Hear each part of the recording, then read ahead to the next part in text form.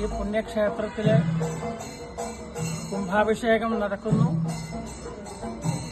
വില്ലുമംഗലം പ്രതിഷ്ഠിച്ച പുണ്യക്ഷേത്രമാണ് ഇവിടെ.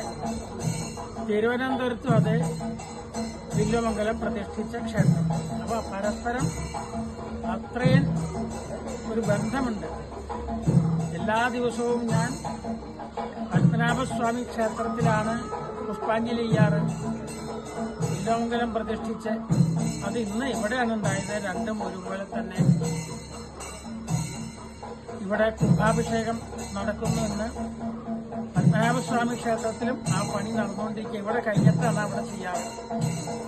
അപ്പൊ അവിടെയും കുംഭാഭിഷേകത്തിന്റെ ഉത്സവം കഴിഞ്ഞതിന് ശേഷം ഇതെല്ലാം കൊണ്ടും പരസ്പരം ബന്ധപ്പെട്ട് നിൽക്കുന്ന ആ വില്ലുമംഗലം കേരളത്തിൽ മുഴുവൻ തന്നെ എല്ലാ ക്ഷേത്രങ്ങളിലും പുഷ്പാഞ്ജലി ചെയ്ത് നന്മ പ്രാർത്ഥിച്ച് ഐശ്വര്യമുണ്ടാക്കിയിട്ടുള്ളതാണ് കേരളത്തിലെ എല്ലാ ക്ഷേത്രങ്ങളും.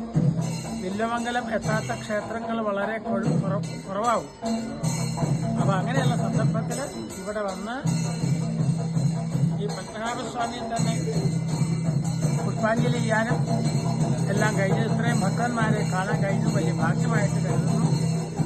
ഇന്നത്തെ പുഷ്പാഞ്ജലി പത്മനാഭസ്വാമി ക്ഷേത്രത്തിലെ പുഷ്പാഞ്ജലി ഇവിടെയാണ് നടത്തിയത്.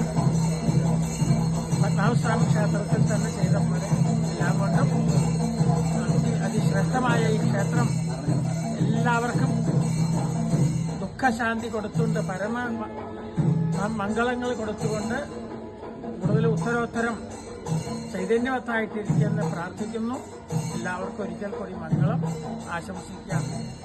സർവേ ഭവന്തു സുഖിനഃ, സർവേ സന്തു നിരാമയാഃ, സർവേ ഭദ്രാണി പശ്യന്തു, മാ കശ്ചിത് ദുഃഖഭാഗ് ഭവേത്. ഓം ശാന്തി ശാന്തി